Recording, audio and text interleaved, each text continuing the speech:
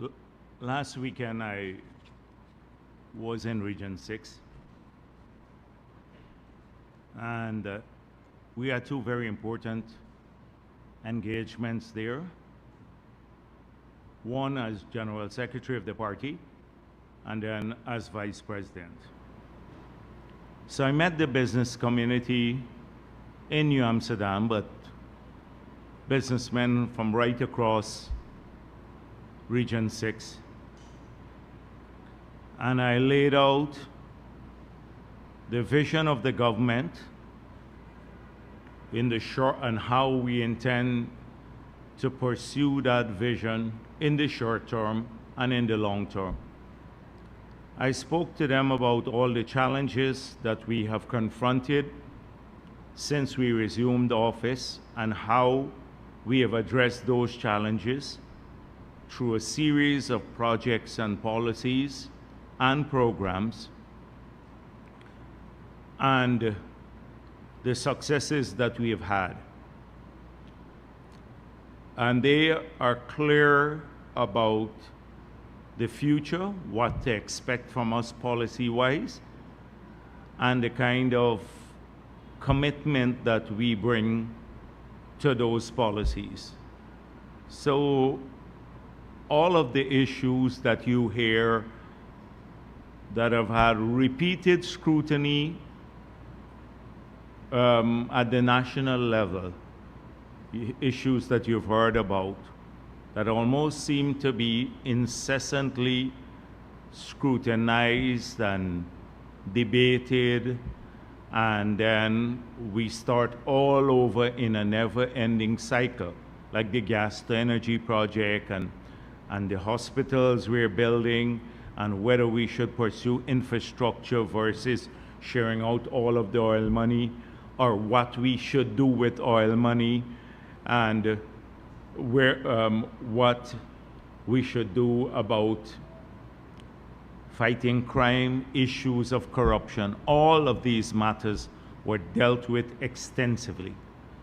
And we did it in an environment with sensible people. Sensible people, because often you have to do this at a national level in an environment where on a weekly basis or a daily basis you see major distortion. It's as though people can't assimilate the explanations you give, as logical as they may seem. They can't assimilate them, so they go and repeat the old discredited arguments once again. We see it in the Kite Shore news in a very dominant way, and in Stabroek, which I'll come to later, in a less dominant but in a very targeted way, particularly by people, the guest editors of that newspaper, who I suspect are all APNU sympathizers. So you see it not, the regular reporting in the newspaper is very balanced and often gives, the stories are well done, but the editorials are horrendous. Horrendous not only for their partisan nature, but for their lack of technical sense.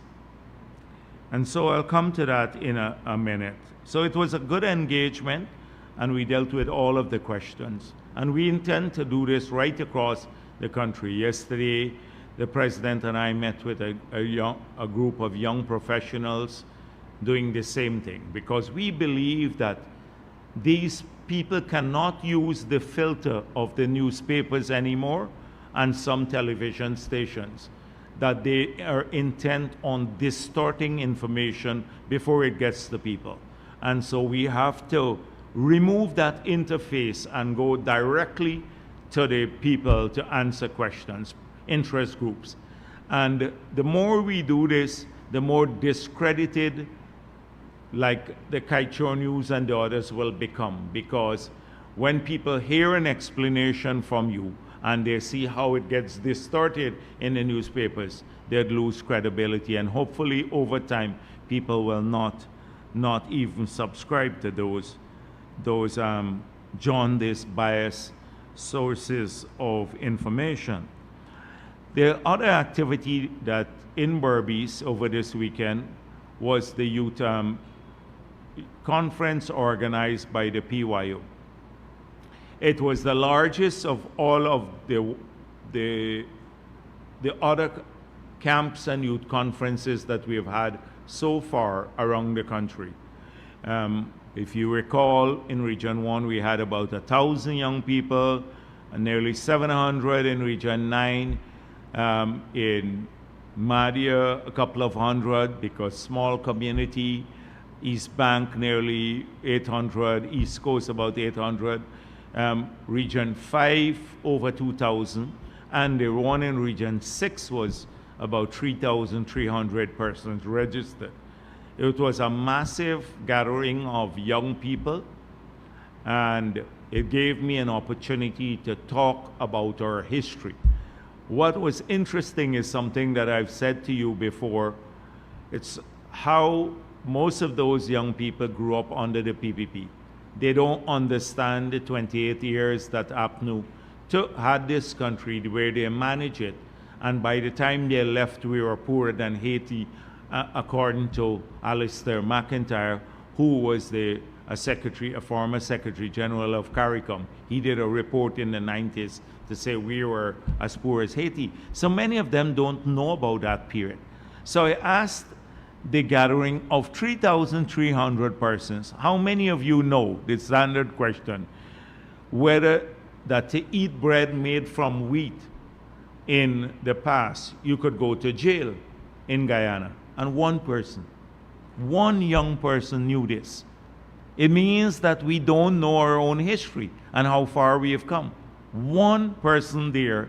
So the PNC and APNU, they get away scot-free because people don't remember that past. It's a little distant. And they don't know about the seriously rigged elections to keep them in power in the 28 years. They think it's a recent phenomenon, the 2020 phenomenon, but it's imprinted in the DNA. Bad policy making is part of their DNA. Not fulfilling their promises from Burnham days is either you get more wages in a public service or the hydropower. They never built the hydropower. Feed, clothe, and house the nation was their slogan. They never fed, clothed, or housed the nation. In fact, in all three of these metrics, we retrogressed as a nation. We went backwards. And that was their big slogan in the past. And so the people, they get away with murder now because people don't know of that historic period because they never lived in it. A lot of young people grew up under the PP, so they think what we have today was always there. It wasn't there. It was a bleak environment in Guyana when we took over. Nothing, practically zero. And guess who were central figures? Jordan was in the Ministry of Finance at that time. Norton was in the Ministry of Foreign Affairs in that time. The same historic figures are from the past are still today making comments. You know, it's not like they've even changed the guard from that period, from the bad old days. So it was interesting, and I think, and that's what I'm saying to people, the young people particularly, we're not going to go heavily ideological in bringing people to us, young people. We want them to come to us with a sense of our history, all of it, our political and economic history, the struggles that we have had as a country to gain independence and now to get where we are today. I want them to understand the history of the PPP from their own reading, not from what they are told about the PPP. And you will see that the PPP has always stood on the side of freedom and bringing people together across race and religion throughout our history, even in the darkest days and the worst times when we're in opposition. And then I want to bring to the young people this sense of what we stand for. We stand for sustainability, and we stand for ambition, pushing people to accomplish their dreams. We don't preach to our young people they're victims. We say to them, you can change the world, you can change Guyana. And we want to empower them to do so, giving them leadership positions in the process, as you have seen with us in the past, from the very early days in the cabinet, my own experience, 20s in the cabinet, 30 in my 30s, president, etc., President Ali. So that is what we're bringing to young people, preparing them for the future. And I think that resonates with them. That's why we're seeing so many young people. We had over 800 young people from New Amsterdam at the PYU activity. This is an APNU stronghold. If you look at the diversity of the young people at the youth conferences, you would see young kids of every race and people of every religion, kids. And that's what the future of this party looks like. That's the future of this party. As we said before, no other party has come close to replicating what we are doing. And I see people contrasting the image. Like, as I said before, last week again, and I can't repeat this enough. You look at the gathering, the few people in a tiny room that AFC had in New York, and you see it's a couple of their personal friends in that room. The people that the AFC took to the meeting are more than the audience, and then the 80% of them are at the age where, you know, they're already pensioners. No, nothing for young people there. I look at APNU's protests outside the parliament, replicate itself. The same thing. If you look at the party itself, it had nothing for young people. They're moribund, dying organizations, and they thrive on lies and rumors. And they're only kept alive by jaundiced media like the Kite Show and some others that magnify what they are not. Try to even help them politically. Like I see two massive stories in the, to just illustrate that point. Two massive stories in the Stabroek News from last week. We didn't get coverage for the most. You could build a highway like the Heroes Highway, and you'll get a small article which would solve the problem for thousands of people every day, and get a small article. PPP insensitive to high cost of living, PNCR, massive. It amplifies what they are not.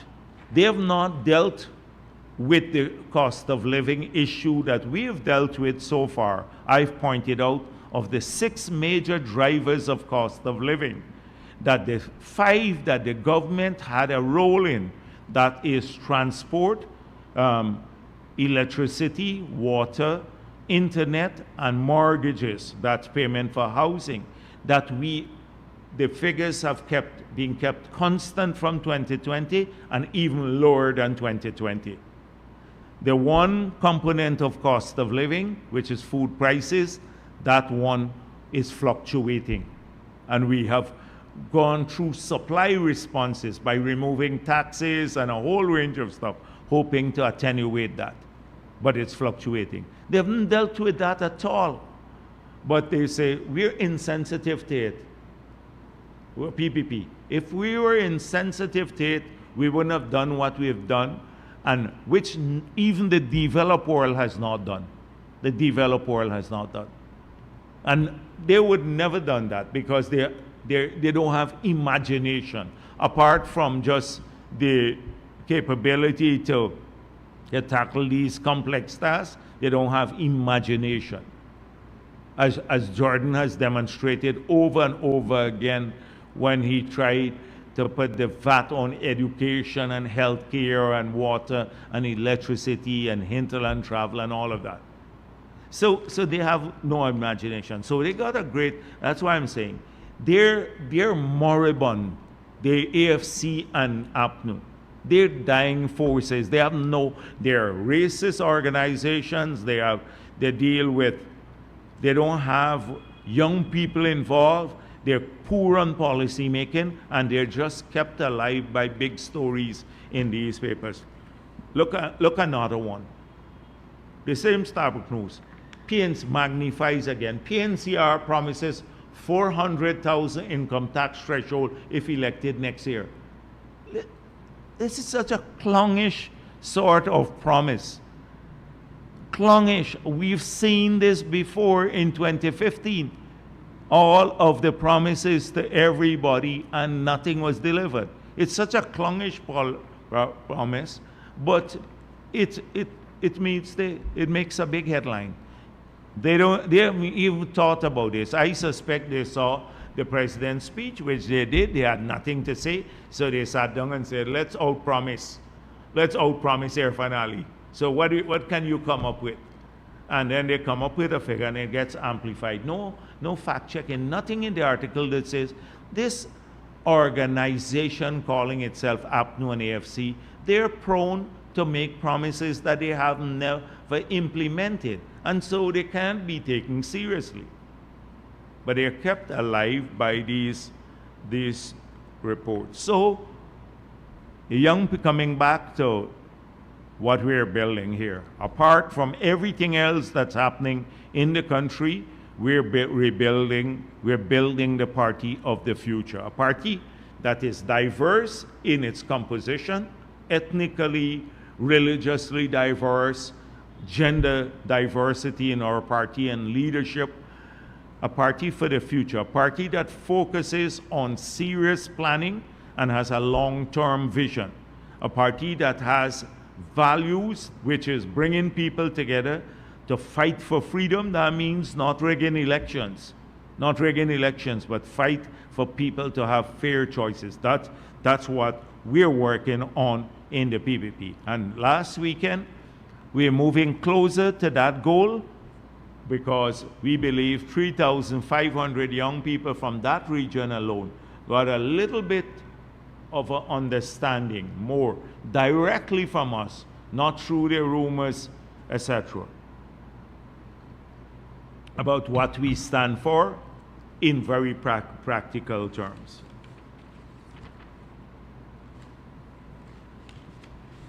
The next thing I want to deal with, I'm going to deal with a cash grant before I come back and deal with the president's speech to the parliament last week, because there have been some attempts to misrepresent that speech. And we need to, I don't think most people actually have read the articles, and sometimes I just give wing to some of these stupid things by mentioning them. But I do think that we need, as a party, to tackle some of these issues. So, for those of you who are not familiar with the PPP's manifesto, which we presented to the nation in 2020, saying, should we win the elections, we will do the following things. And I just printed out the part to deal with oil and gas. And if you have an opportunity to read that section, and you will see that we've remained faithful to all of the things that we've promised in this document. So I'm not going to go through the long list of measures here, because you can do that for yourself, and you will see that through the reforms we have made, that we have complied with all of these measures. This is the list of measures that we said. And remember, we did this from opposition, and we were very, very specific. We didn't say, if we get into office, we'll do a study. If, as the others are saying, we'll do a study. They signed their PSA 2016 PSA. APNU, AFC signed the PSA, and they're saying, you know, we're thinking about reviewing the PSA. So if we get into office again, we will hire some people to review the PSA. They can't do it now. They sign it. We'll review it in the future.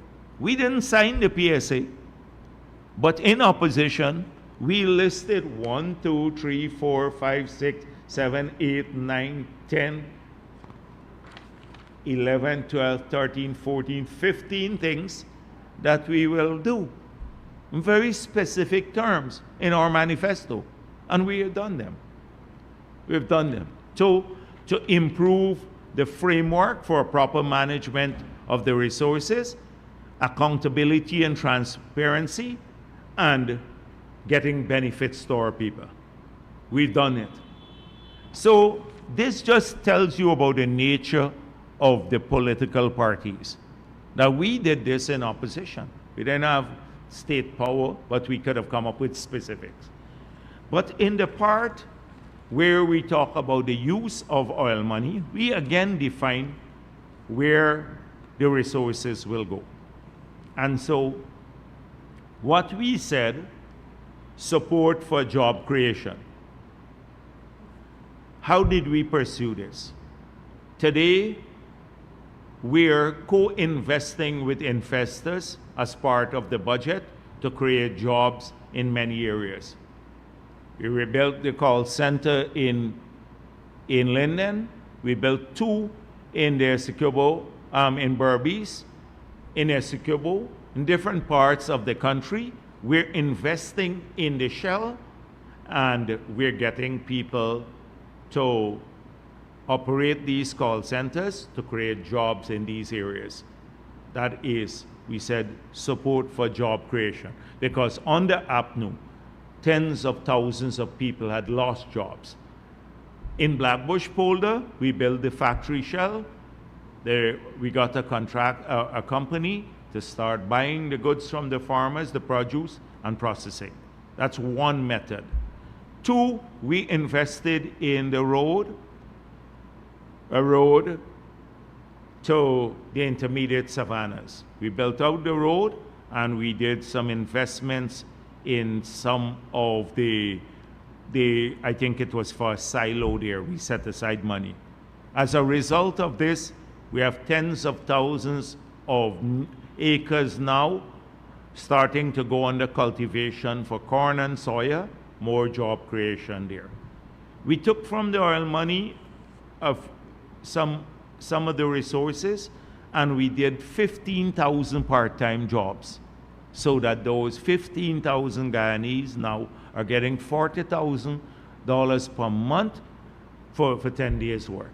That's how. I can go down a long list, but that's the first point in our manifesto, how to use oil money, support for job creation.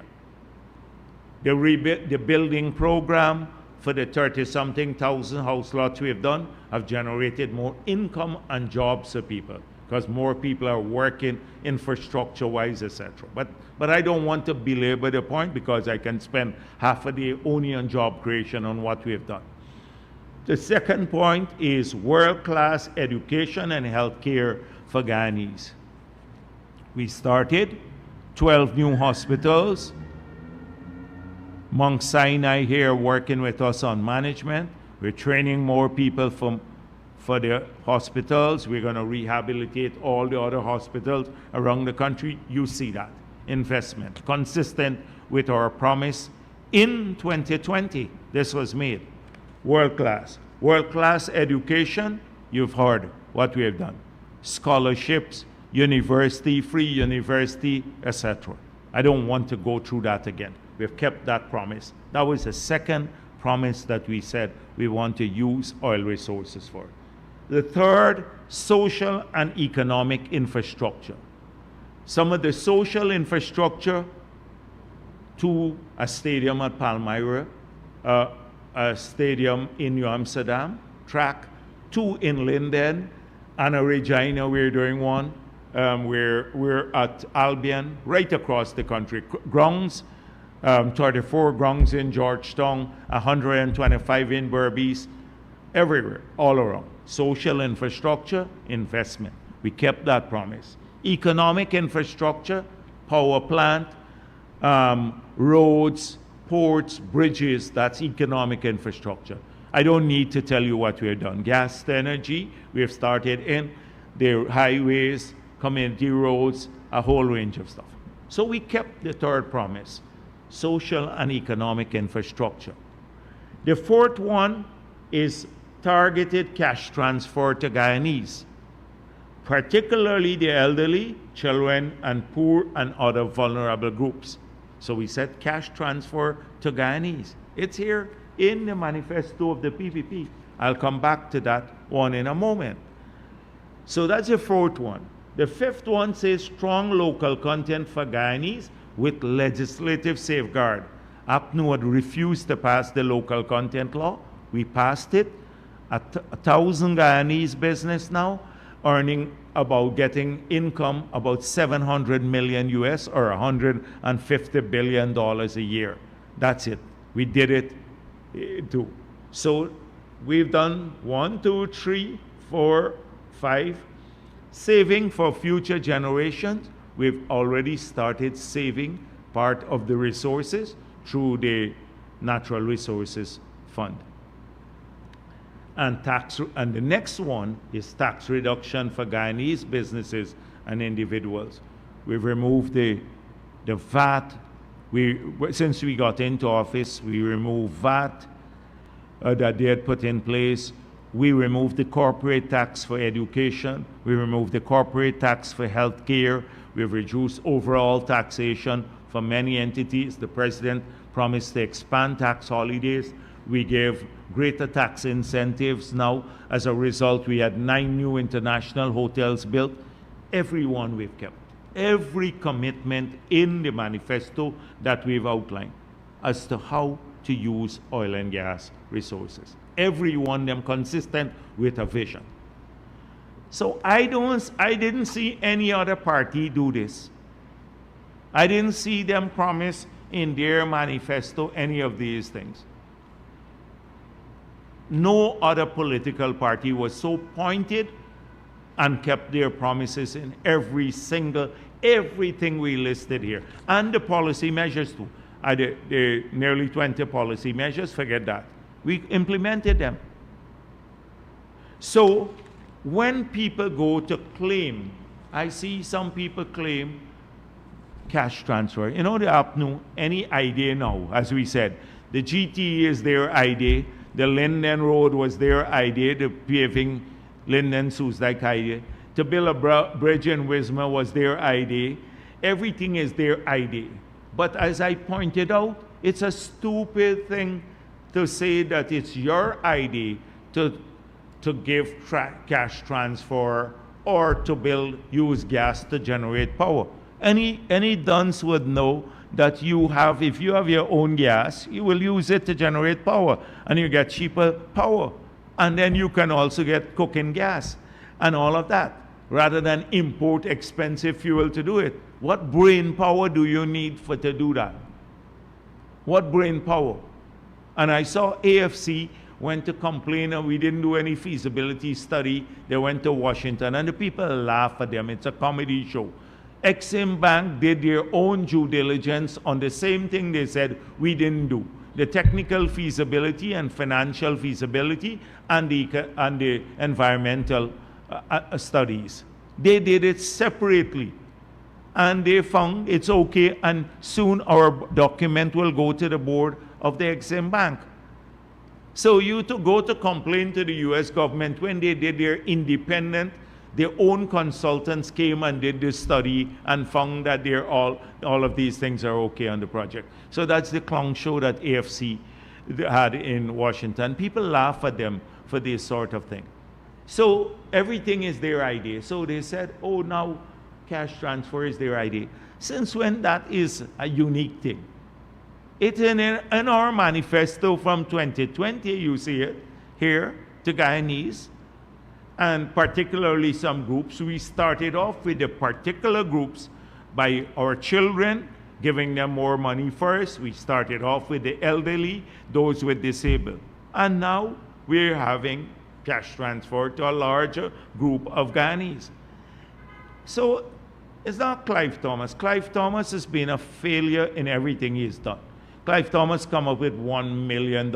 Anybody could call a figure without even looking at the economics of it. I can say tomorrow, 10 billion you got to give to every Guyanese. And it sounds good. Clive Thomas ran two things that I'm telling you, apart from writing papers at the university. Globe Trust, and that institution failed, went into bankruptcy. He was heading that, the board. And Gaisuko, they put him to head Gaisuko under APNU, and 7,000 people got sent home. Those are the two things that I'll judge you on, whether you can do things, not to write pieces of paper and make wild promises. Can you actually manage things? And so he had said something in the past. So I hope that Jason sent me this stuff.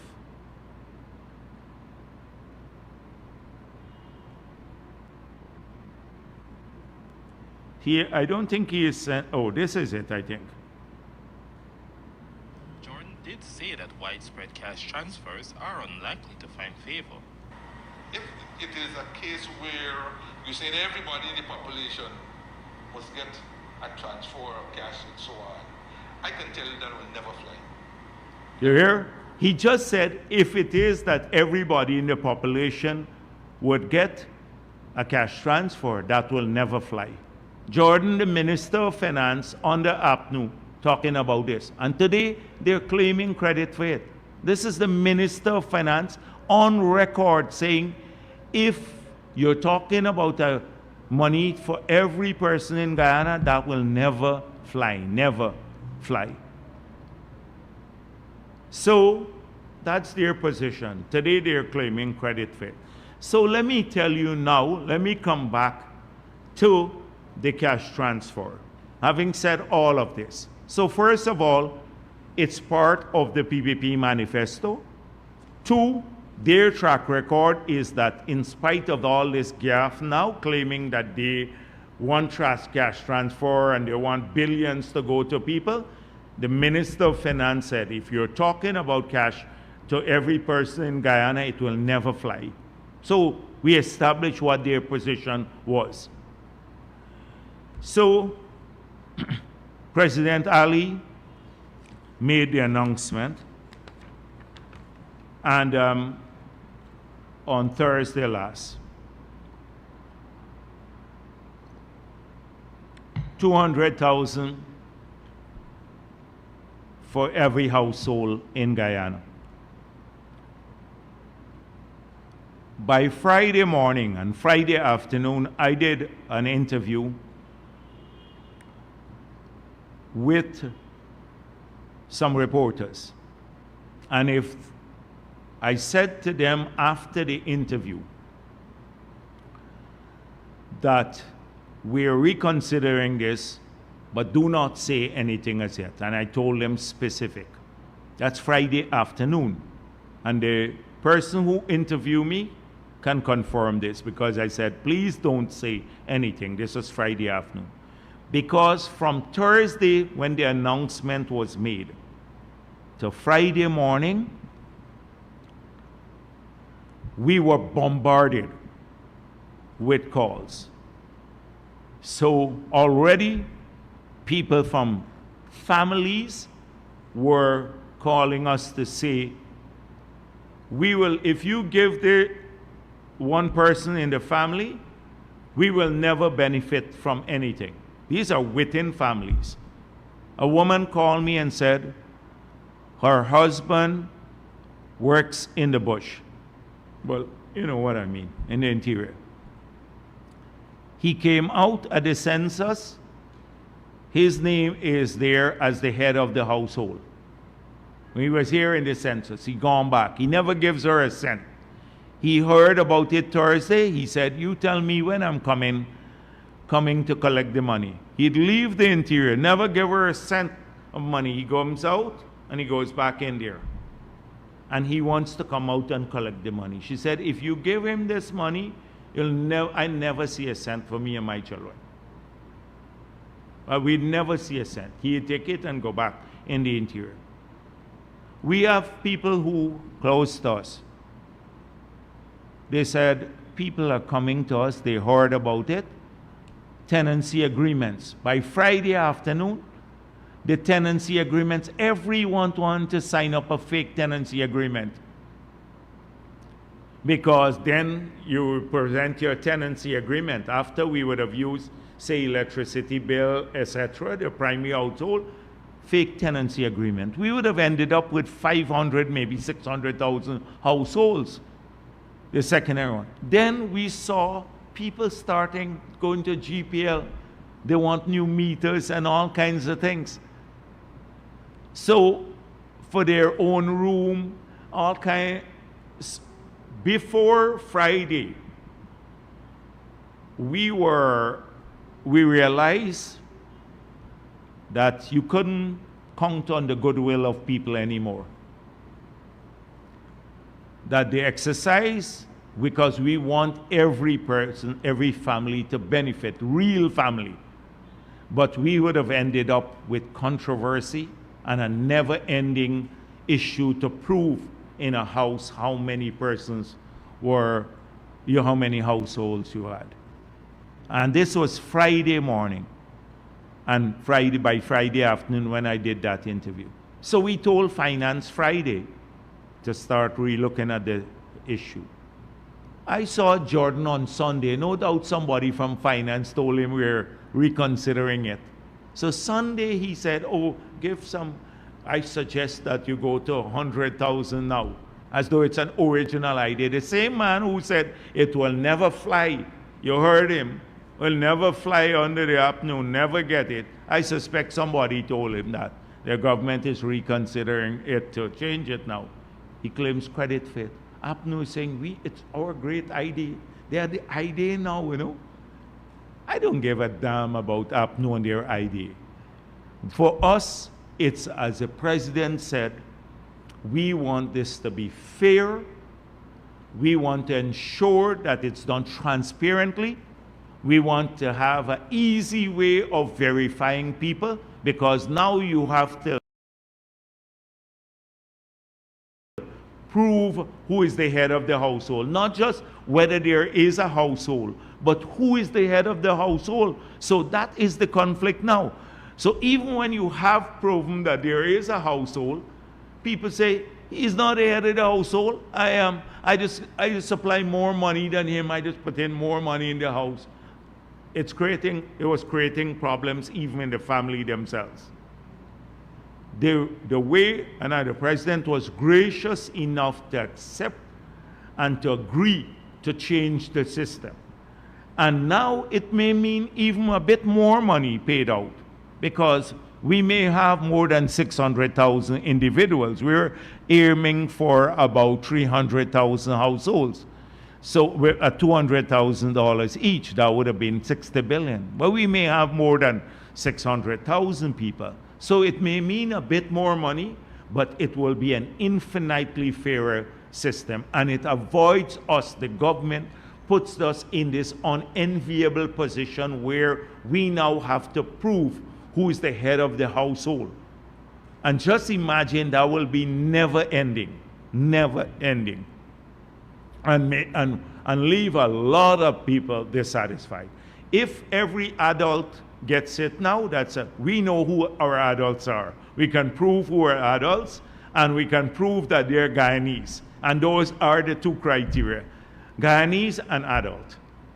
Those are simple things to prove because we have documents to prove that, and then we can pay people the money. So you can avoid duplication and all of that. Some people claim, it's fairer too, because if you have larger households, they'll get more. But I know maybe single parents, they may be affected a bit in the adverse way, but this was never intended as just for support for single parents. It was cash to help households. So it's a fairer system. And we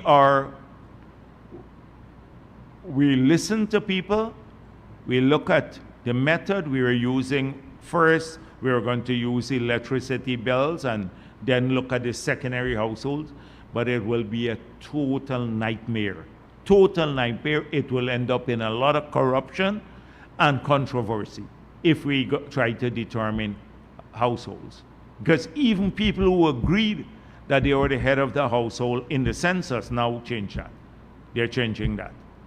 So I see them trying to take credit for this now. APNU is taking credit for something they said that will never happen under them.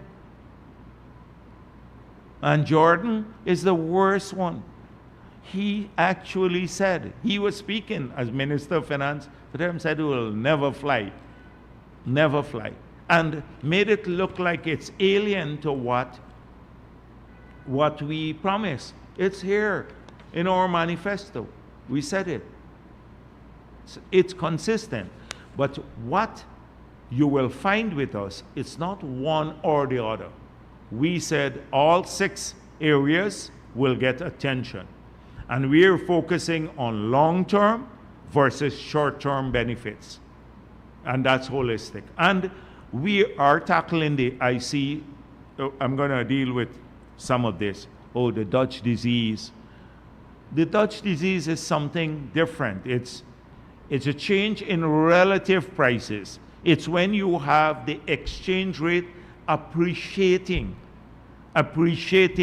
so that it kills the non-oil sectors. We don't have an appreciating exchange rate, and they said we're suffering from the Dutch disease. The manifestation of the Dutch disease is an appreciating exchange rate. The exchange rate is between 216 and 220 something. It's still where it was before. If it fallen to 190 now, then you start worrying that you're facing the Dutch disease because the relative prices have changed. And that's where you have an influx of foreign currency. Now, the economy, where we spoke about the possibility of overheating because of the massive growth. But then even the IMF acknowledged, although they warned about overheating generally, they acknowledged that our inflation rate from 2021 last year is half of what it was in 2021 in the COVID period. So an overheating economy is manifested in high inflation rates. Our inflation rate is lower than in the historic period from 2020 to now, and it is below even the regional average. That is how you manifest an overheating economy. And because we have done things to improve the supply response, like I mentioned to you how we have tackled things like the higher prices for aggregates. We have opened up 6 new quarries. We're moving from producing 500,000 tons a year to now 4 million tons a year. That has alleviated supply. And that is how you address things of limited capacity. The price inflation because of labor price escalation is a problem because people want more money to work now, labor, etc. So that is why we allow some of the contractors who are doing the big work to bring in their labor so that we can attenuate inflation prices, labor inflation. So I find it really, really desperate. I find it desperate that you have to claim everything the government does and say, we were thinking about that. We're thinking about that. And then come up with such a ridiculous thing. Your counter is, oh, we'll do 400,000 threshold without any regard to situating it as part of any policy. We hope that we're now rushing. I saw a distortion in Kaichor News that I said no payout before Christmas.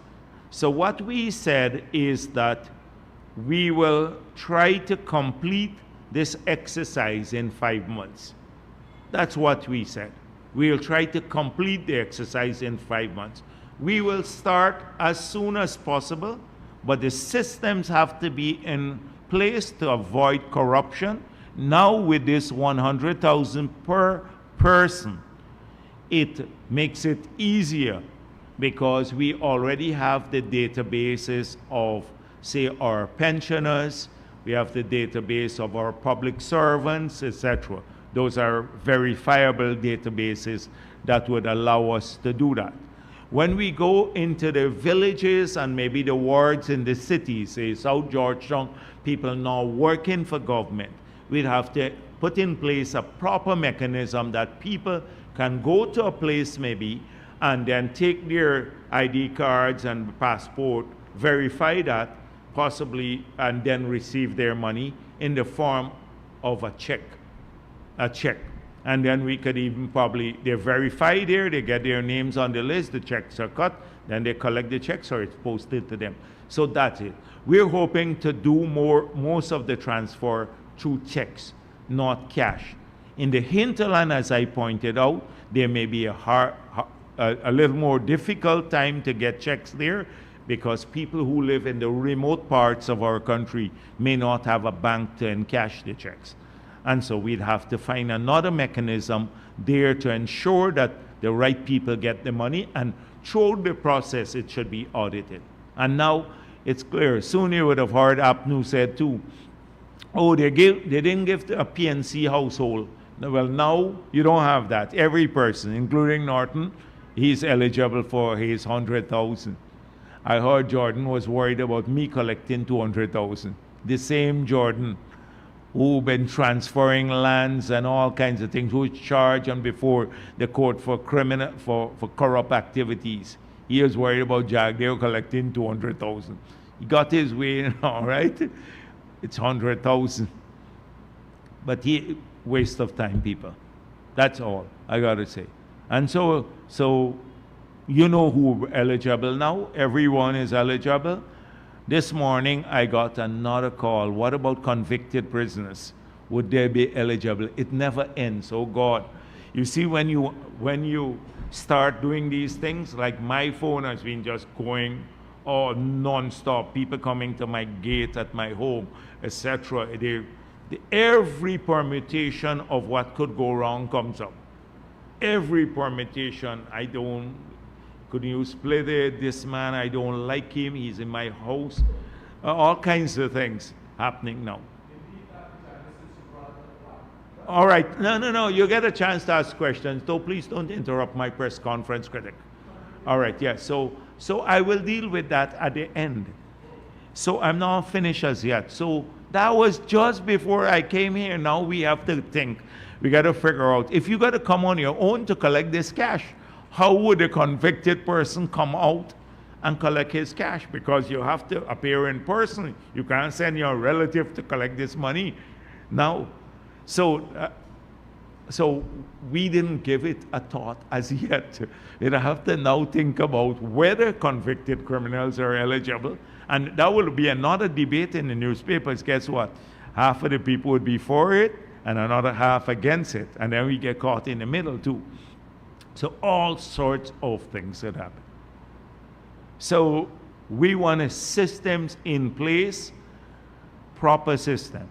This will happen periodically in the future. It's not going to be a recurrent thing every year like they're saying. It's dependent on affordability, because we don't want to become like some other countries that distribute money only and then they collapse. Years later, nothing happens.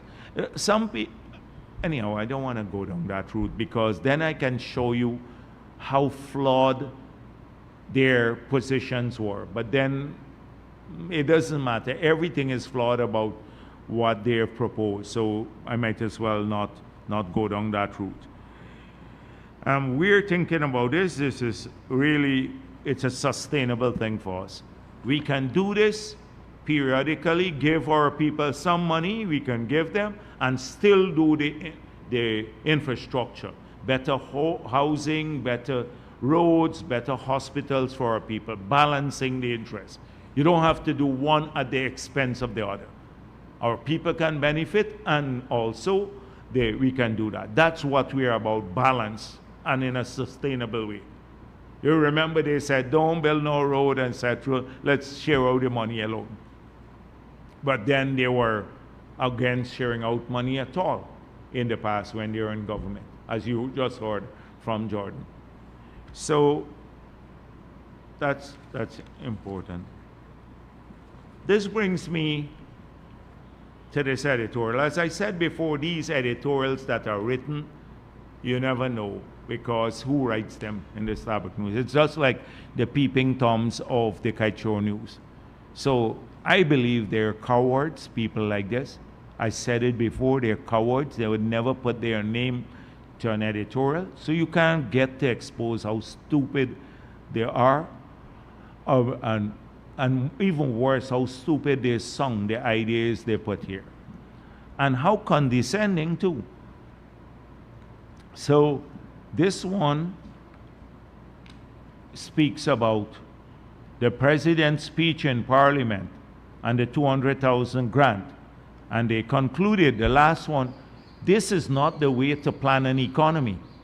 Now, some clown who wrote this editorial is telling us how to plan an economy. I don't know where they ever plan an economy. It must be from APNU. But very condescending, you know. This is not the way to plan an economy. So you tell us how to plan the economy. You're clueless.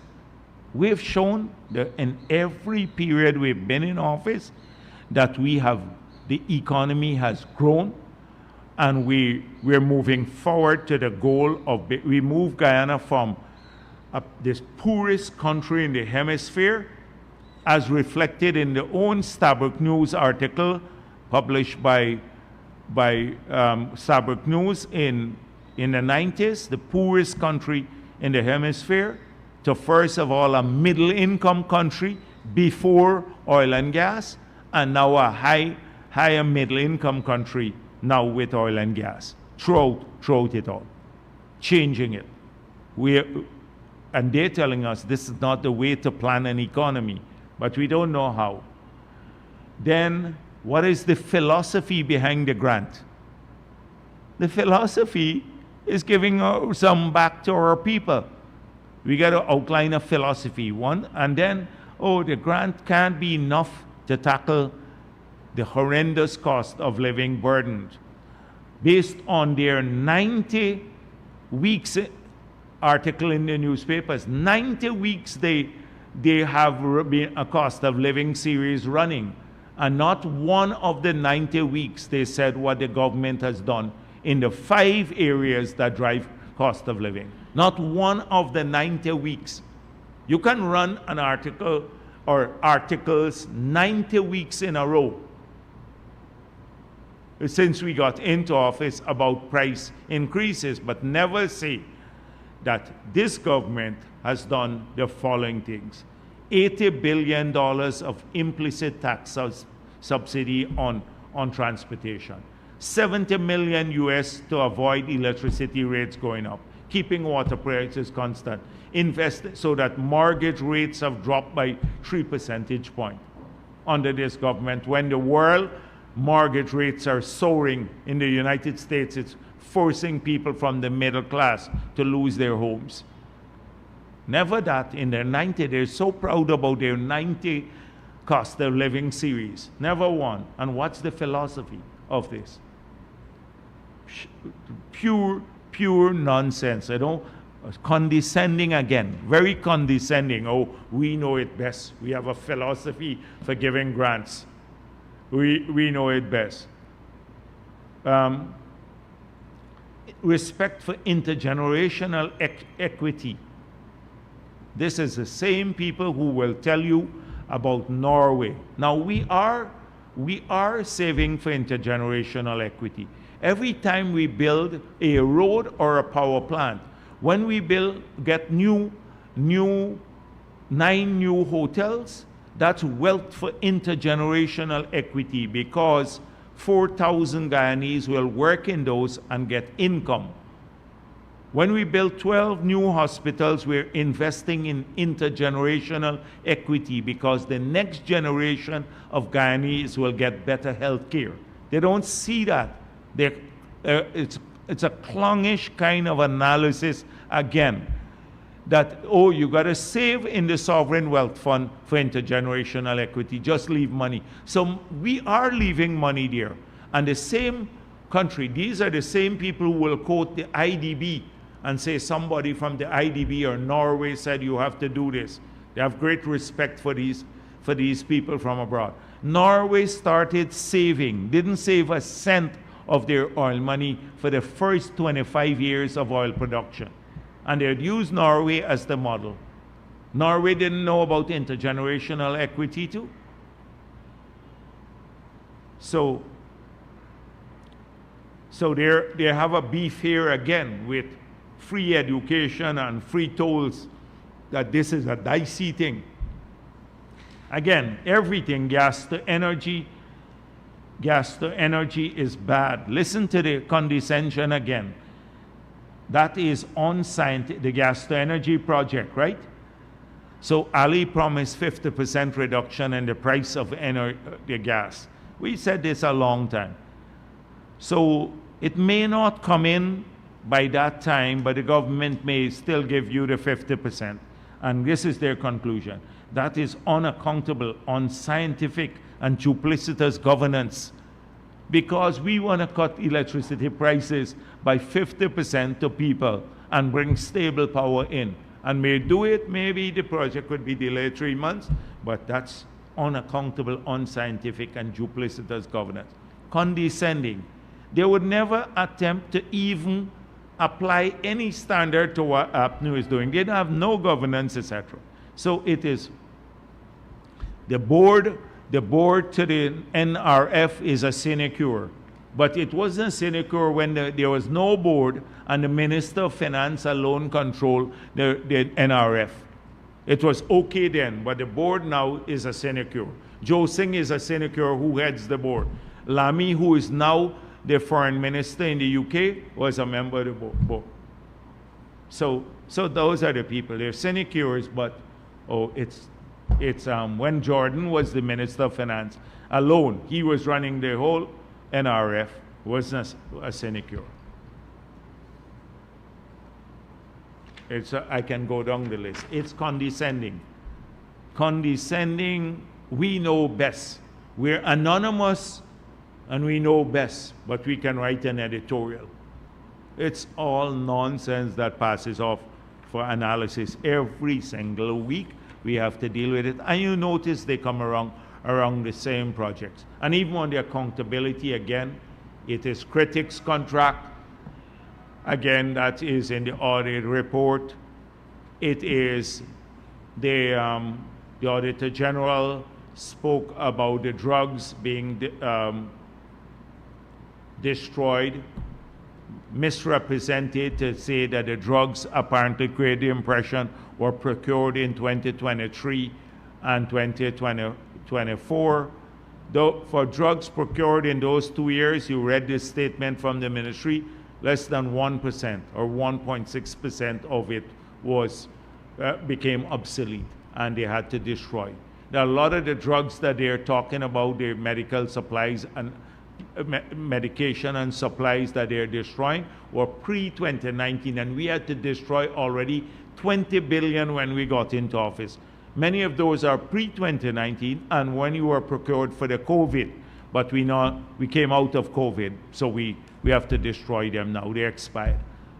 A lot of those things. We responded to them too. The ministries have been responding. It's the same old thing. They didn't focus on the Auditor General positives, that no overpayment for the last 2 years was done. After you had billions of dollars of overpayment. 600 million missing from the Durban Park project. No publication of the awards as is required by law on the NPTAB website. None of those things. And then the audacity of saying, we did not replace these pumps as yet. So they made it look like, the Auditor General put it in the report, that the government did not, these pumps were undersized. And then you saw what happened. The response from the ministry. These were pumps procured by APNU and procured and given to a person who was heading the company, and that was the same person who was Ramjatan's client when they were looking at the specialty hospital. He was with another company. Imagine Ramjatan's former client got the contract for these pumps.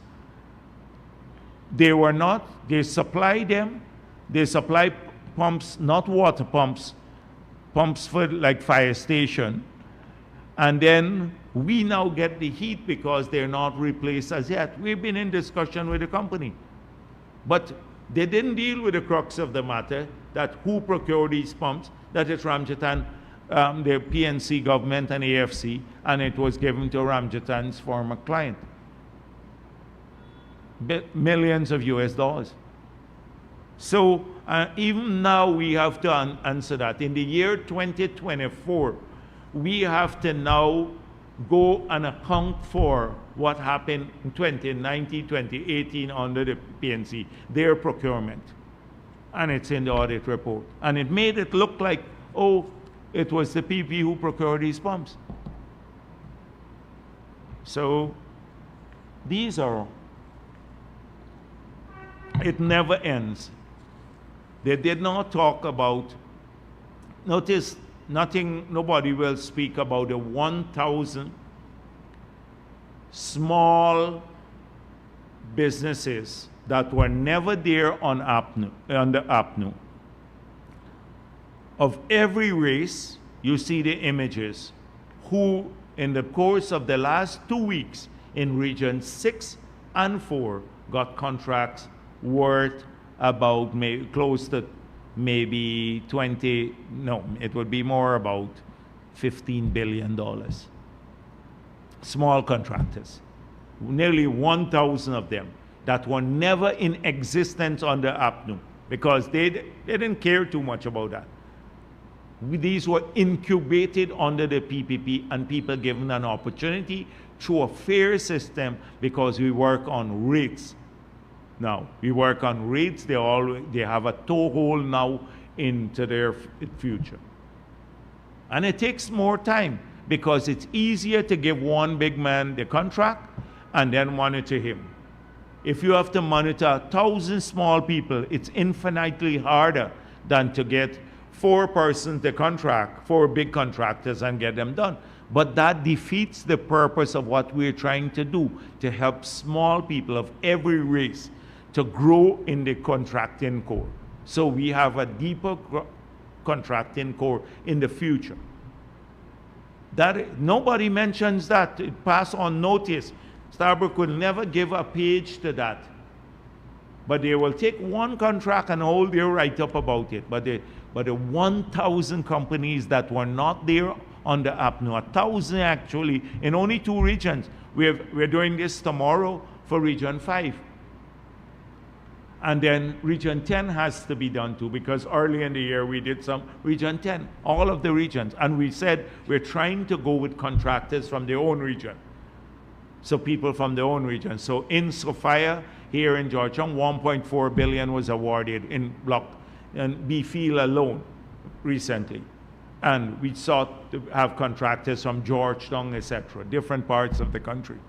Nobody talks about that. APNU would have never done it.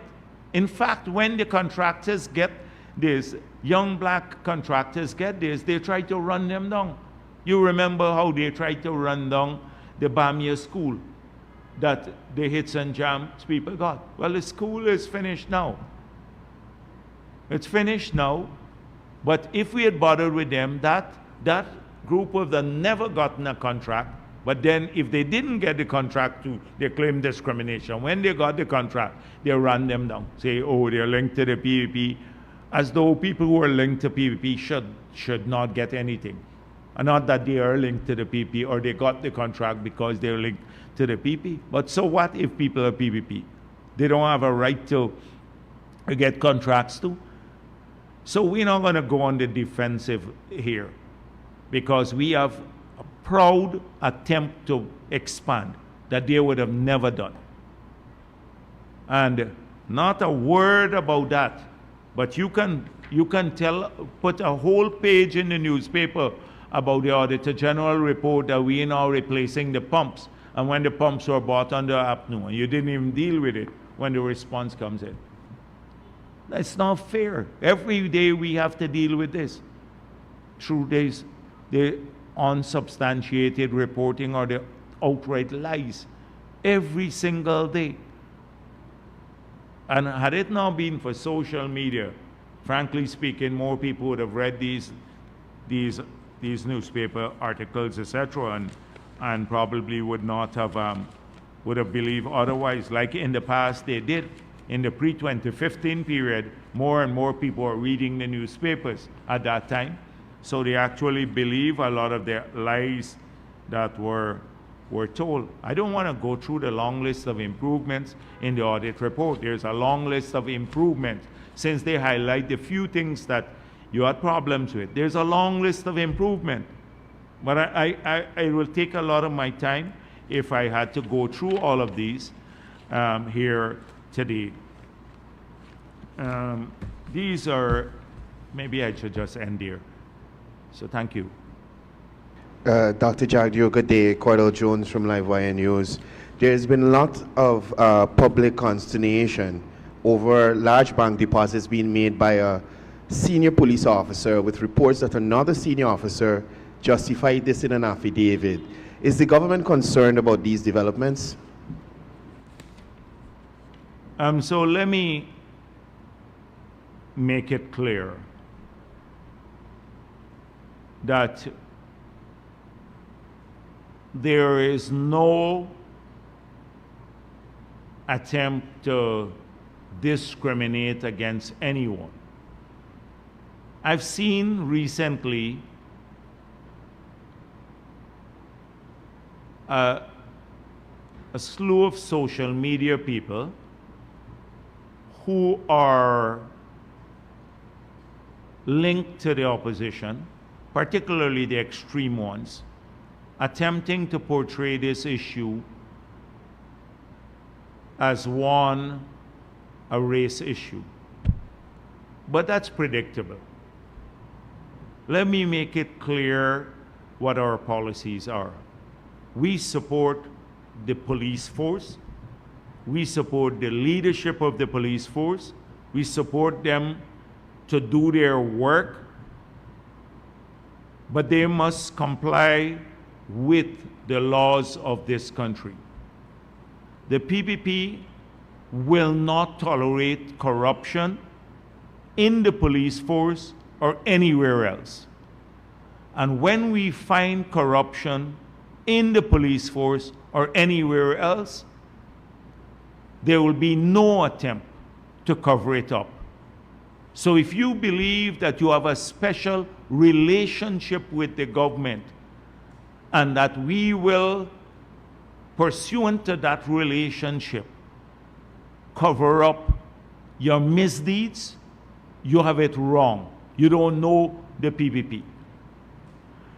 When this matter surfaced, the opposition was saying that these individuals, or this particular individual,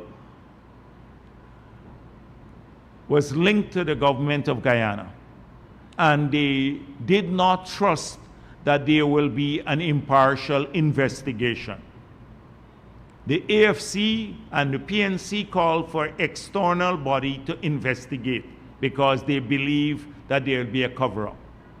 We made it clear at that time that the investigations would be professional and there would be no interference from the executive to steer the investigation either way, and that the chips may fall where they may. I said those words. In the investigations, the impartial investigation, done by an arm of the police force, there is a recommendation that went to the DPP to lay multiple charges against the individual for breaches of the law. I see the particular individual now filing a constitutional motion claiming that somehow the executive, the same executive, that the PPP or the executive, is influencing the course of the the investigation. APNU was saying something different. They were saying, we will help this individual. We'll cover up what he was doing. He is now saying, we are influencing it to lay charges against him. We have no interest whatsoever in that. But if you did illegal things, you will face the consequences. And from all that I've read, that a lot of wrong things took place. A lot of illegalities took place. And so we will respond to the constitutional motion in court. And since some charges were made, trust me, our affidavit to respond to those charges may not be beneficial to the particular individual, because we will go into great details about what our findings were in the procurement system. And so when he was heading the administration of the police force. So further, I don't want to say anything on the matter. And let me also make it clear here today that this government never sanctioned a policy where private individuals and businessmen could pay for the birthdays and weddings of policemen or other public officials. In fact, we think it's reprehensible. It's reprehensible. So that's all I'm going to say for today, for now, because these are legal matters and they're before the court. Former AFC executive member and Minister of Business Dominic Gaskin has criticized the AFC, PNC, APNU for their refusal to accept the outcome of the March 2nd, 2020 elections. He also stated that this, among other factors, would lead to their defeat in 2025. Do you share this view? Yes. So I think he is clear, and he has greater credibility because he was one of the few persons from that side in the 5 months who actually spoke about that the figures or the position that they took was untenable. And so he comes with a great deal of credibility because he doesn't say that only now. He said it in the 5 months period when they were trying to steal the elections. And until now, that is why I asked that you ask Nigel Hughes pointedly that if he believes the PPP rigged the elections, because they're telling people on the ground, the AFC, that that's an APNU position, that they lost the elections, but when they speak publicly, because they were defending the attempt to rig, they say something else. So people know how unethical. They lack integrity. The leadership of the AFC and PNC, they lack integrity.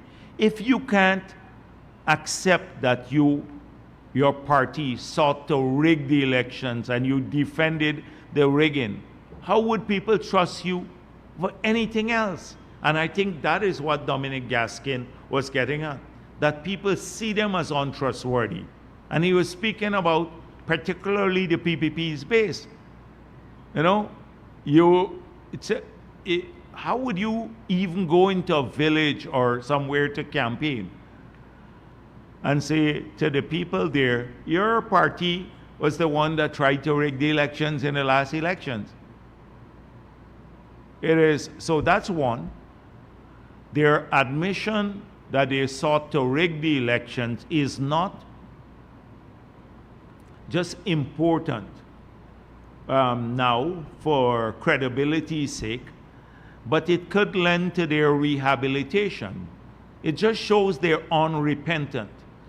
They have had 28 years of stealing elections, and then another 5 that they sought to steal elections, and they're unrepentant about it. And they behave as though they did not try to steal elections. In fact, Hamilton Green said, we should steal the elections to stay in power. The fossil, and he is part of the mix still. They still roll him out from time to time to make some statements. So, and now, in the face of all of that, they're talking about list, what the credibility of the list. And so he's absolutely right there. And I think most people know that they will lose the elections. I think they know they'll lose the elections. In fact, internally they say this, that they would lose the elections. So they know that. Because it's not just rigging. You broke every one of your promises. What promise can you make now that will force me? You can make any promise, but what promise can you make that would lend me? What can you say to me to lead me to believe that you're serious about implementing it, having just come off a number of years when you just not only did not implement it, but you acted with impunity. The same people like the Trotmans and the Pato and the others, they were walking on the air. They were walking on the air. Their friends, their activists couldn't even talk to them. Like me, it didn't change from the leader of the opposition to now. I'm vice president now, or general secretary of the party. My activists have access. They can come still. We still meet with them. They talk to us. We don't leave our people out in the cold because you're in government and you get into office now. We're busier, but you find time for your people. They never did because they're elitists. Now, again, they're walking around. Nigel Hughes walking around. He came upon a pit toilet. I know, he was shocked to see a pit toilet somewhere in the country. It's a pit latrine, rather. And how could this happen in this day and age? Where was he in the 5 years? Except collecting money from Exxon. Up to now, collecting money from Exxon, and then they were negotiating the 2016 agreement. And you notice, up to now, they just brushed off this whole question of lack of integrity from this conflict of interest. They just brushed it off. It's gone. The Kaichor News forget about that. The man is working for Exxon now and heading a political party that's in parliament. And he collecting money every day from Exxon. They cost the PPP. And poor Sam Hines, because he muses and shares his thoughts publicly, what he thinks. But it's not an official position of the party, and we know that. And Sam has earned the right to say what he wants. He has contributed enough to this country to allow him to have a free intellectual thought wherever he believes in, and honest. I trust that. But they're hung in Sam Hines. Sam Hines don't collect money from Exxon. Nigel Hughes, that gets reported is on Exxon's payroll. And they wouldn't focus on what he says. That is the duplicity. So Dominic Gaskin is right. I saw the newspaper article. I didn't see the program, but I saw the newspaper article. And, people, as I said, he can speak with integrity because he took that position even when they were in office. And it would have been a difficult thing to do, too, because his father-in-law was President Granger. So it would have been a difficult thing for him to do too, but he took a principled stand, and that's why he can criticize the PVP with some credibility, and I wouldn't even bother because but a Patu can't do it. A hustler Patu, sticky finger Patu can't criticize us. He has no integrity. Dr. Jagdeo, Mikhail Rodriguez, Daybreak News. Your government has gone above and beyond. Its action is unprecedented as it relates to the development and even cash handouts, grants, and what you've been doing, all with the intention of bringing a better living standard to most Guyanese. Today is International Day for the Eradication of Poverty. Has your government seen the fact that with all that has been done, there's still a great number of Guyanese who have a mentality that is one of poverty? It seems that the cash handout and the housing and the direct injection to the people has not changed their mindset much. Does the government see an importance in changing a program of moral decorum, and even our public transportation system is one of a poor country? Does the government see the need to change certain things to really bring around and take our country to a real developed stage in terms of the people's mentality? Yeah. So poverty and how have we fared? If you look from the Ramprakash study that was done for CMAP in the 1990s, you will see that at that time, 90%, 87% of the population was living below the poverty line. So today, we're a far cry from those days. But let's just look at 2020. You had 60,000 people who are not working, who are working today. If you're working and you're poor, imagine when you had no income whatsoever. So the lives of a lot of those people have changed. 60,000 of them more are working. That is major impact on poverty. Poverty is about, and then to get out of poverty. So the transfer of wealth. I don't want to go into it comprehensively because I can talk about it at length. So that's just one metric. More people are working, less people are poor. In the public sector, we have $90 billion more per year going into the pockets of the public servants from 2020 to now. 90 billion more per year. That's the increase. So they have greater disposable income. The 60,000 people who are working now have employment and they have their own income. Maybe another, maybe about 100 to 150 billion a year they earn. So those are two groups of people. On housing, so those are to deal with disposable income. But what about asset base of people to get out of poverty? So the key things to get out of poverty would be a better education. We're now equipping people. 50,000 are studying or just completed study, paid for by the government to get a better skill, to get a better paying job, a degree or something. So we are giving people better education to come out of poverty. Secondly, on housing, 33,000 house lots since we got into office. You know it costs us $5 million to do a house lot, put in all the services.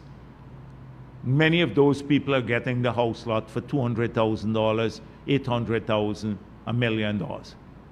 Transfer, that's a subsidy immediately for a plot of land that costs $5 million to develop and possibly maybe another $3 million if you were to sell it. That's 33,000 people who have some wealth now. They start getting People start owning more cars, their own cars, they're owning a plot of land, they're getting a core home, they're getting a better education. That's how, in the long run, you tackle poverty. In the United States of America, they have 30 million people living in poverty. There are millions who live on the street. More than our entire population, people who don't have a house, they live on the street. I just looking at a figure recently in the debates. Nearly 400,000 children are trafficked into sex slavery in the US. Children. 400,000, that's half of our population. And this is the wealthiest country in the world, the biggest economy in the world. So we're tackling on a daily basis. Just imagine the people who you go to. I don't want to, don't go on too long, because I can go down the list of people I met since we got back into office, who APNU supporters who had nothing. They were complaining about things were slow everywhere, from taxi drivers used to come to my office, the people, no contracts, nothing. The whole system was drying up. People are losing jobs. Last night we met with young professionals, and some who were working in the Forestry Commission, a few of them were there, and they said 2015 was a bad year. We're doing well, and then in 2015, I was shocked that they were saying to this. First time I heard this. So the government, we got rid of Baishanlin that was buying the lumber from all the people in Kwakwani and Aichuni. We had given those people, about 600 of them, a community forest lease. I asked them to get together. We gave them a lease. They were running it together, and then they were selling their lumber. They had a market there. Got rid of it. Everything died. They split up all the big concessions, gave it to a few people. One man who was an an APNU member, APNU AFC member, who is a member of parliament now on the board of the GFC, he got 2 of those leases for himself. So what happened? All the revenue fell down. So last night the guy was saying, the professional, we didn't get paid every month. As soon as the BP left off, 2015 it started. We were paid in alphabetical order. So I said, what do you mean by this? He said that some months they start from the top, and then the next month they started from the bottom. I was shocked. I didn't even know that. These were professional. You had about 4 of them from GFC. That is what happened. He said 2015 was a nightmare year for us, and it started to decline. In the forestry sector, we lost 50% output. Remember when they put VAT on machinery and equipment and everything else? Lost thousands of jobs there, not just in sugar. We tend to focus on sugar a lot, but in the mining sector. So imagine those people living in poverty.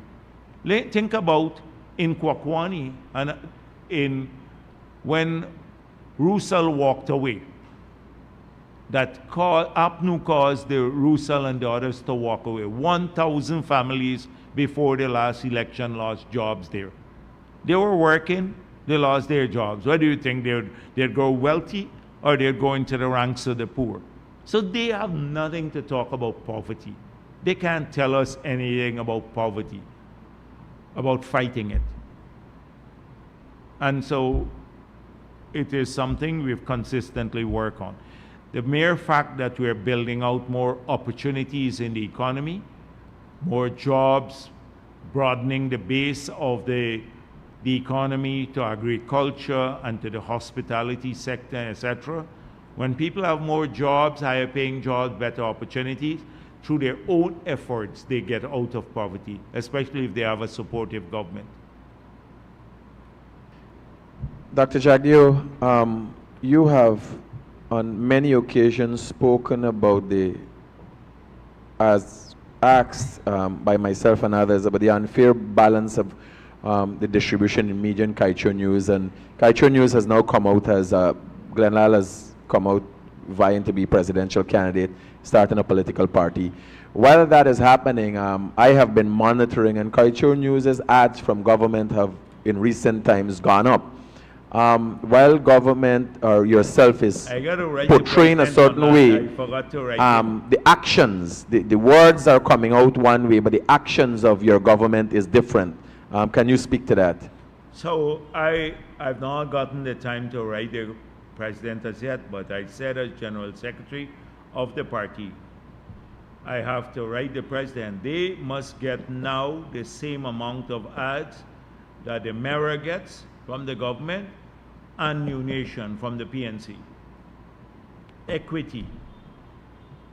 So that's what we want. If you have a political, the head of your newspaper is a political candidate who has declared his candidacy, then he has to get the same amount of ads, or else it's unfair. The government is funding the lies and the political party, which is Kaichor News. So I got to get the same thing, or they got to increase the mayor's ad. I want like all the ads you see in Kaichor News, I got to get it too for the mayor. Timeline on this, or it's open-ended? I'm going to talk to them seriously. It's either they cut and give to. I would urge Mr. Norton to also apply for the same amount of ads, because he's eligible just as we are as political parties. We get the same amount, equity. I would say they have a right to do this too. So we can't be funding the lies too every day, the lies that they tell, and it's for political. When it was just a newspaper, it's fine. But when it's a political party newspaper, it's a different matter. You're funding the lie for political purpose. Yes, go ahead. Good afternoon, Dr. Jagdeo. Anasa Williams, Kaichor News. Recently, we would have seen the head of Exxon coming out to say that we should not, well, he was basically urging Guyanese to not compare our contract to Suriname's, saying that we should not cherry pick the numbers. He also would have said that you can either have a larger portion of a smaller number or a fair share of a larger number. Can you say how does the government plan to basically ensure that future oil projects will better represent the interests of the Guyanese people? Yeah, this is, so I spoke of, earlier this week I also met with Minister Ramdin from Suriname, the foreign minister, and he brought a number of people from Statsoli and from the government who deal with this sector. So we talk extensively about the coordination of our efforts, collaboration in this sector, and we committed to share more information on the oil and gas industry among ourselves. So the gentleman who was quoted, he was there at the meeting, and he said to me that there are many things I spoke of that this was just plucked out, and it's not in the context of what I meant. So the gentleman was at the meeting, and I said, don't worry about it. I'm accustomed to the distortions. So from Suriname, who was quoted as saying they had a better contract than ours. There was some gentleman who was quoted. And he was there and he said, he apologized. And I said, no, I'm accustomed to the distortion. Do not worry about it. We have had to live this. We live this on a daily basis, the distortion. So we have made it clear that you asked me about future contracts, and that is precisely why we have the new PSA. And people argue now that our new PSA is too onerous, that it's too tough, that we want too much. So we can commit to that future agreements will never be as lopsided as the 2016 agreement. So in answer to your question, I can commit to that. In fact, we are working towards that. Good afternoon, Renee Sambich with Kaichor News. Good afternoon. Apart from local content, what do you consider as a successful measure that your government has implemented in relation to the oil and gas sector? So a successful measure to get more benefits, right, to the country, because there are lots of other successful measures. I can list a long series of them, like the new laws, the regulatory environment, a whole range of stuff. And so, one that I mentioned to you, that outside of the fiscal benefits we get, that is the royalty rate, right, and the share of oil, which comprise our revenue, that to bring greater benefits, not necessarily to the government, but to the people of Guyana, from the presence of the oil and gas companies in Guyana. So how do we enhance that benefit? And there are two things that we said we will do in opposition, and that that the first week that we got into office, we started working on. One was the local content law, which you mentioned, that has seen significant benefits coming to our people. And second was the GTE project, the gas to energy project, that when completed, only from this phase will save Guyanese $250 million per year. 250. So if you take the savings alone, it will mean over 10 years we would have paid back from the savings alone the project. Okay, so that's the next big initiative. So the oil and gas, the local content has brought $700 million more of business to our companies, US dollars, and we will save $250 million from the GTE project per year. So you're talking only in those two, when they're operational fully. If we use the same figures, it will grow over time. For example, the procurement benefits will go. But already $1 billion we're talking about potentially of benefits to people outside per year, outside of the money that comes to the government in royalty and profit share. Is there anything else the government is considering? We are looking now, the new law, you know, the decommissioning money. Under the new law, we said we have a part, the money has to be kept in a separate account, and we have to be part of that. Under the PSA, it was kept by the oil and gas companies, the 2016 agreement.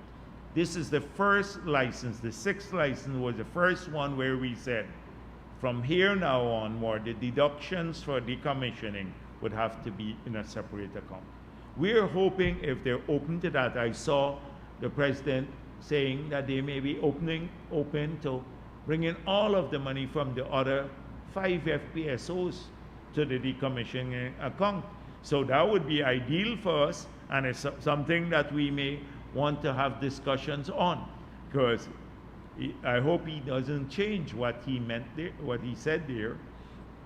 So I've been looking at that. That's one area that it wouldn't bring immediate benefits to us, but at least we know that we have a say over the money, that it's there for decommissioning. We hope that these companies would also, like the Hess company. The Hess company made a big investment in our forestry sector by buying $750 million worth of carbon. Exxon and Sinopec, they've been atrocious in their support for environmental initiatives locally.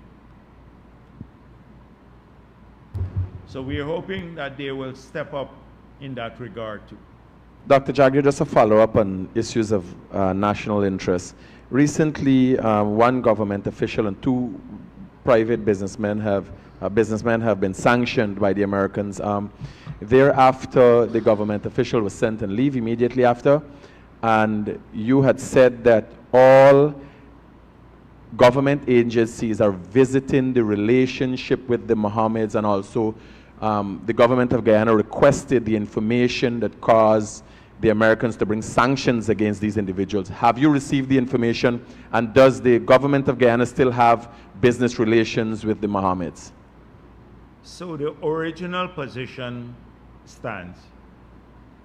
I've not personally followed up on the issue for the last maybe couple of months, but as of now, I'm aware that we have not received the information requested of the U.S. government at this point in time.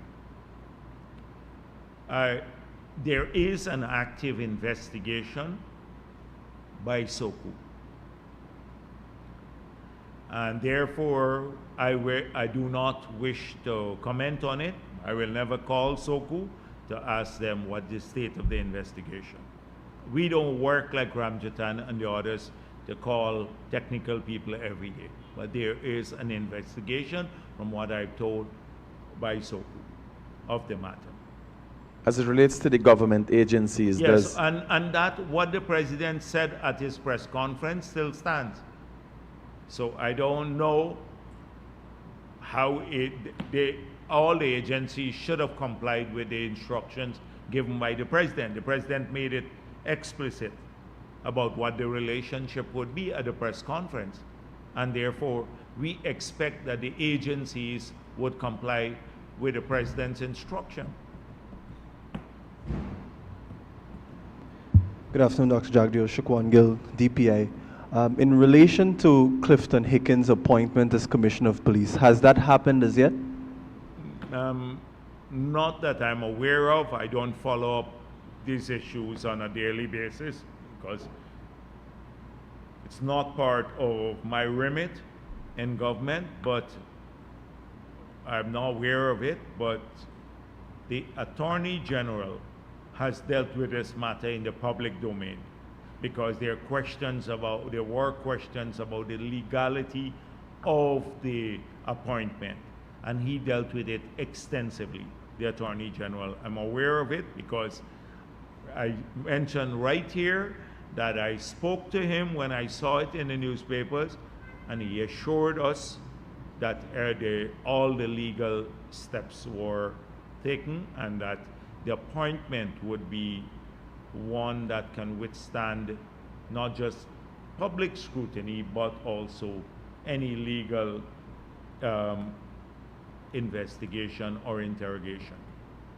Sir, Navendra Siraj, Guyana Chronicle.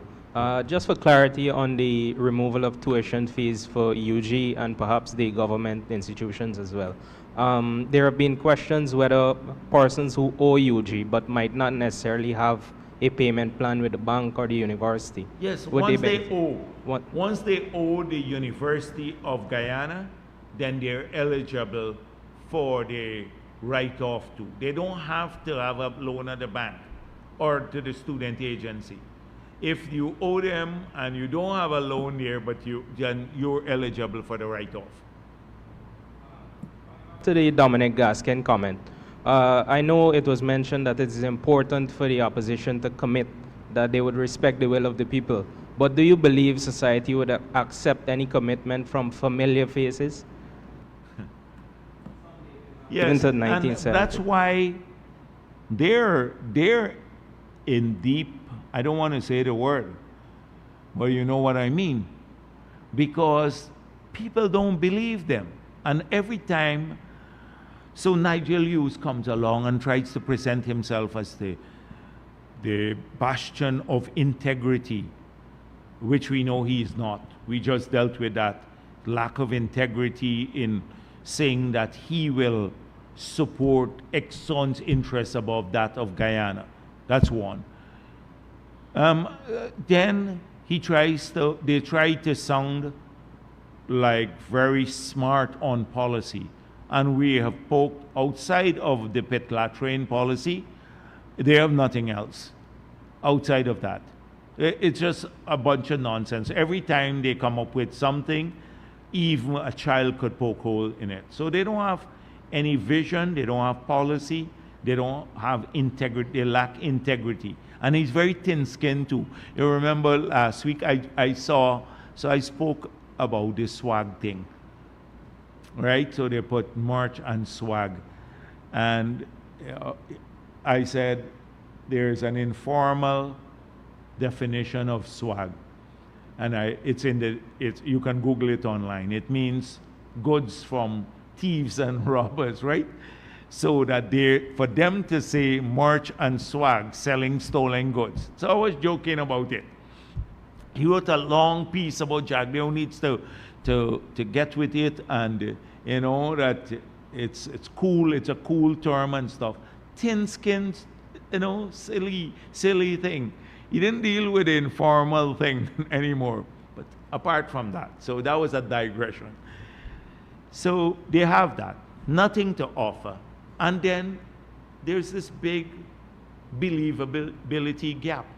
They have a huge believability gap. Anything they say, because they've said so much and they have not meant it or done it, that people, you got to be like impaired in some way to actually believe anything they say. You have to be a special breed or impaired to believe anything that a Nigel Hughes or a Patterson would say, or maybe Norton too.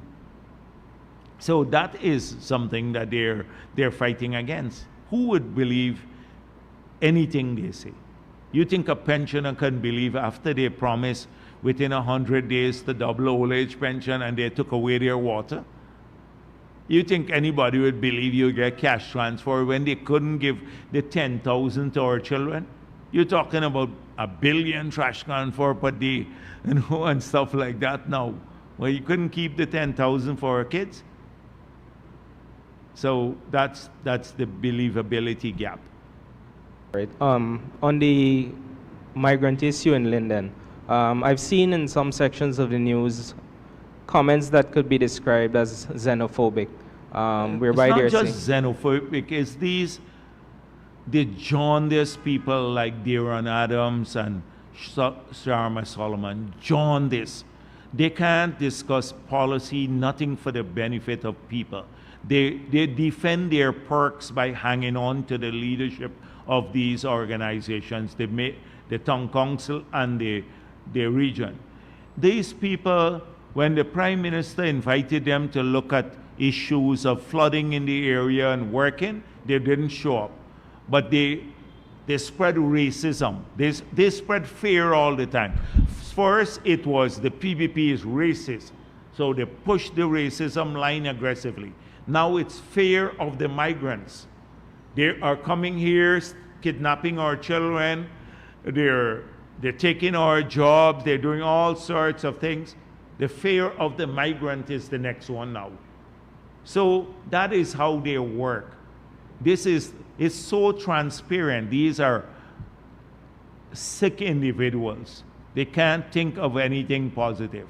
That's how they survive in those environments, walking around. Oh, it's the migrants now taking and the PPP is allowing these migrants to take away your job. So PPP gets blamed. Oh, the PPP bring in the Chinese and the Venezuelans to take away your jobs. That's the new thing now. So, the usual stuff we have to face.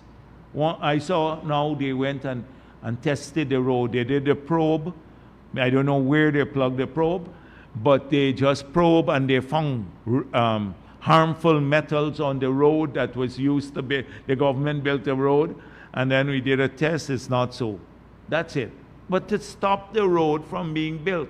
Now, they found now suddenly the material used on the road, it's toxic. I don't know how much toxic material you have in the whole region there, but if it's so toxic, it might be a bigger problem. And how they didn't discover this toxic stuff all these years? It's not every day it's some new invention from these people. And they prey on people who are jaundiced and stupid. I shouldn't say that. But yeah, there are some real stupid people. And I shouldn't say that. It's a bad word, but yeah, there are stupid people too. Yeah. Dr. Jagdi, if I can follow up on the UG question. Students have expressed gratitude, first of all, for the government's move to make education free. And by at the way, university. hopefully you will, because we had concerns from others. So the GSA and stuff, please carry that. All the entities, Carnegie School, GSA, the technical institutes, all of them, the fees would be removed from everyone to all of those places. Students have expressed that gratitude, but there is a concern from students in relation to the quality of education being maintained and even upgraded at the University of Guyana. What will government be doing to ensure that that quality is maintained and even upgraded, since this is going to be fully funded from government? For me, it's upgrade. It's not maintained, because I have my concerns about what is there now.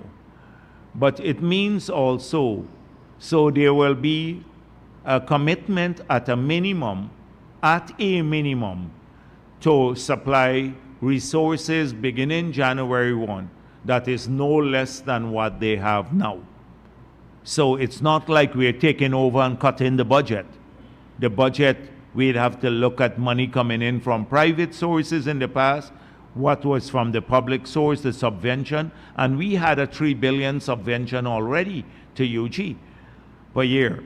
So if it's 8 billion they spent and 5 billion was coming from, just to use some numbers, private sources, at a minimum they will get the additional 5 billion. So that there'll be no cutting of the budget for any of these agencies. So and over time it will grow also.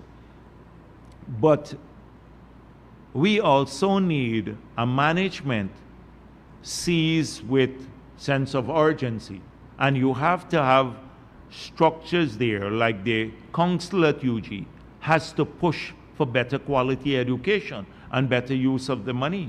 We're not going to tolerate, because some people already think, oh, it's government, let's suddenly push up costs everywhere, without looking at efficiency or better quality tuition for the students. They're just more money, government money, let's spend more. That's not going to happen.